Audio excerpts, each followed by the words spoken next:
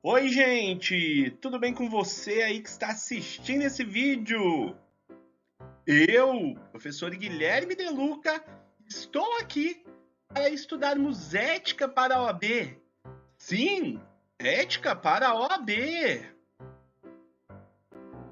E digo mais, atendendo a pedidos da seguidora Rebeca, @CoragemMREE, estaremos falando de um assunto super importante.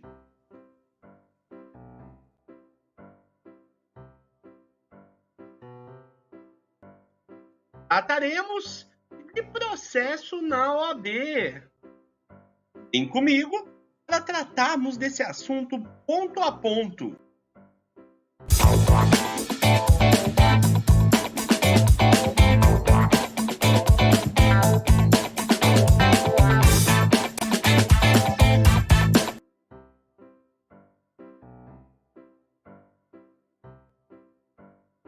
Bonitão e bonitona, tema de hoje: processo na OAB.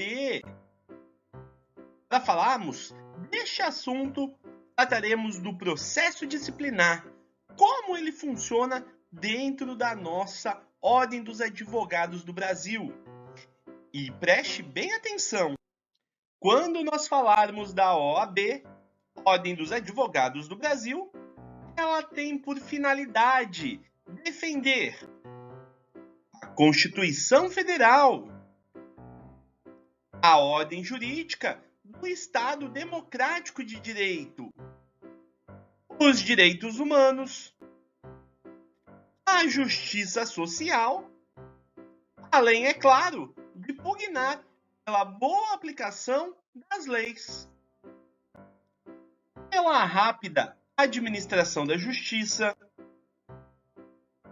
pelo aperfeiçoamento da cultura e das instituições jurídicas, bem como promover com exclusividade a representação, a defesa, a seleção e a disciplina dos advogados em toda a República Federativa do Brasil, conforme artigo 44 do Estatuto da OAB. A finalidade de promover com exclusividade a disciplina de todos os advogados do Brasil é considerada como o desempenho da Polícia Administrativa da Advocacia Brasileira. Sobre essa Polícia Administrativa da Advocacia Brasileira, compreende, primeiro, a seleção dos que pretendem exercê-la, inclusive mediante exame de ordem e verificação dos requisitos de inscrição. Segundo, o controle e fiscalização da atividade profissional. Terceiro, o poder de punir as infrações disciplinares. Podemos afirmar de forma indubitável que a Ordem dos Advogados do Brasil é a entidade de classe que se difere das demais entidades profissionais. Tanto, o próprio Supremo Tribunal Federal já manifestou-se no sentido de que a OAB é entidade prestadora de serviços públicos independente. Apenas a título de informação, em novembro de 2018, o plenário do Tribunal de Contas da União proferiu um acórdão de número 2573 de 2018, determinando que a OAB se submeta ao órgão e preste contas para controle e fiscalização dos recursos recebidos. Logo, entende-se que a entidade profissional possui natureza jurídica de autarquia, o que vai de encontro ao entendimento adotado pela Corte Suprema na ADI que eu acabei de mencionar. Em razão disso, o Conselho Federal da OAB impetrou o mandado de segurança número 36.376 de 19 perante o STF para questionar o acórdão, no qual foi deferido o pedido liminar para suspender a decisão do TCU, até que o colegiado aprecie a questão de modo exauriente nos autos do recurso número 11.82.189 da Bahia, na qual foi reconhecida a repercussão geral do tema 1054. Considerando que o exame da OAB cobra o conhecimento da jurisprudência nacional, é importante que você, candidato, saiba que há discussão sobre o tema sem que haja, contudo, uma tese afirmada. Portanto, devemos considerar que a OAB ela não é uma entidade da administração indireta da União. A OAB não está incluída na categoria de autarquia especial e, assim, ela não está sujeita ao controle da administração, nem a qualquer das suas partes está vinculada.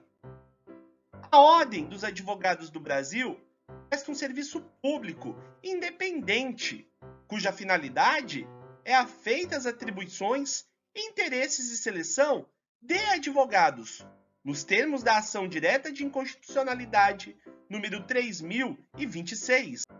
Vale destacar que a OAB é estruturada por vários órgãos que possuem composição e atribuições distintas, tais como Conselho Federal, conselhos seccionais, subseções, caixas de assistência dos advogados, conforme previsão no artigo 45 do Estatuto da OAB.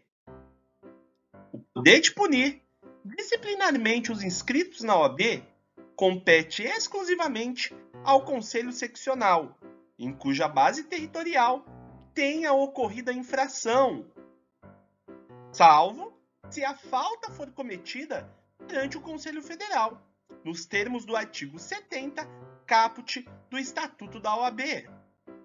Cabe ao Tribunal de Ética e Disciplina do Conselho Seccional competente julgar os processos disciplinares instruídos pelas subseções ou por relatores do próprio Conselho, conforme parágrafo 1º do artigo 70 do Estatuto da OAB.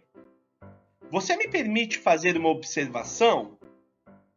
Nos termos do artigo 60 do Estatuto da OAB, a subseção pode ser criada pelo Conselho Seccional, que fixa sua área territorial e seus limites de competência e autonomia, sendo que a área territorial da subseção pode abranger um ou mais municípios, ou parte de município, inclusive da capital do estado, contando com um mínimo de 15 advogados, nela profissionalmente domiciliados.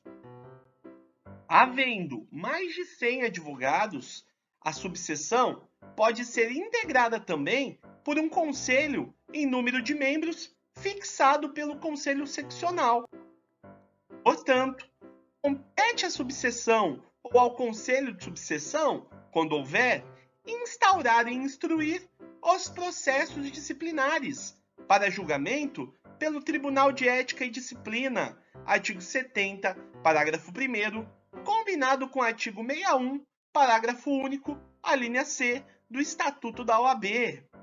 Tendo em vista que o poder de punir disciplinarmente o advogado será promovido pelo Conselho do Local dos Fatos, salvo se não for competência do Conselho Federal, quando for proferida a decisão condenatória, da qual não caiba mais recurso, ou seja, irrecorrível, o Conselho Seccional, onde o advogado representado tem a inscrição principal, deverá ser imediatamente comunicado para que faça constar as sanções no assentamento do advogado, conforme parágrafo 2º do artigo 70 do Estatuto da OAB. Tanto que o órgão especial do Conselho Pleno do Conselho Federal da OAB editou a súmula 8 de 2016, referente ao processo disciplinar, que eu coloco a seguir. Prepare o print. Jurisprudência 8 de 2016. Processo disciplinar. Decisão condenatória. Irrecorrível. Execução da sentença disciplinar. Competência. Comunicação de que trata o artigo 70, parágrafo 2º da Lei número 8.906 de 94. A competência para a execução de sanção ético-disciplinar é do Tribunal de Ética e Disciplina do Conselho Seccional, em cuja base territorial tenha ocorrido a infração e tramitado o processo disciplinar, exceto nos casos de competência originária do Conselho Federal, devendo a decisão condenatória irrecorrível ser imediatamente comunicada ao Conselho Seccional, no qual o advogado tem a inscrição principal para o controle e registro nos respectivos assentamentos. Vale ressaltar que, em caso de repercussão prejudicial à dignidade da advocacia, o Tribunal de Ética e Disciplina do Conselho, onde o acusado tem a inscrição principal, pode suspendê-lo preventivamente, depois de ouvi-lo em sessão especial, para a qual deve ser notificado a comparecer, salvo se não atender a notificação. Caso ocorra suspensão preventiva, o processo disciplinar deve ser concluído no prazo máximo de 90 dias. Na sessão especial, designada pelo presidente do tribunal, serão facultadas ao representado ou ao seu defensor a apresentação de defesa, a produção de prova e a sustentação oral, conforme artigo 63 do Código de Ética e Disciplina da OAB. A jurisdição disciplinar, que tem natureza administrativa, é independente das esferas criminal e civil. Portanto, a jurisdição disciplinar não exclui a comum. Quando o fato constituir crime ou contravenção, as autoridades competentes devem ser comunicadas, de modo que poderá ocorrer a dupla punição do advogado, artigo 71 do Estatuto da OAB. Preste muita atenção. Os trâmites aplicáveis ao processo perante a OAB devem observar as normas trazidas pelo Estatuto da OAB, pelo Código de Ética e pelo Regulamento Geral. Todavia, salvo disposição em contrário, aplicam-se subsidiariamente ao processo disciplinar as regras da legislação processual penal comum e aos demais processos as regras gerais do procedimento administrativo comum e da legislação processual civil nessa ordem, conforme artigo 68 do Estatuto da OAB. Todos os prazos nos processos em geral da OAB são de 15 dias, sejam eles necessários a manifestação de advogados, estagiários e terceiros, inclusive para a interposição de recursos, artigo 69 do Estatuto da OAB. Em casos de atos, notificações e decisões divulgadas por meio do Diário Eletrônico da OAB, o prazo se inicia no primeiro dia útil seguinte à publicação, assim considerada o primeiro dia útil seguinte ao da disponibilização da informação no diário. Uma última coisa, a Lei nº 14.365, de 2 de junho de 2022, alterou a forma de contagem dos prazos, quando se tratar de comunicação por ofício reservado ou de notificação pessoal, passando a considerar-se dia do começo do prazo, o primeiro dia útil imediato ao da juntada aos autos do respectivo aviso de recebimento. Artigo 69, parágrafo 1º do Estatuto da OAB. Falei demais? Eu sei que eu falei. Você vai ter que ficar dando pause no vídeo para anotar toda a informação? Vai ter que dar pause. Mas eu tenho certeza que se cair isso na sua prova da OAB, você vai tirar de letra. Espero que você tenha gostado deste humilde canal e deste humilde professor que vos fala. Espero você na próxima aula, mas antes, posso lhe pedir para deixar um like, deixe um comentário aqui falando o que achou da matéria e, obviamente, se não for inscrito, se inscreva e indique para os amigos. Ah, uma coisa, ative o sininho para receber as notificações. Forte abraço e espero você no próximo vídeo. Tchau!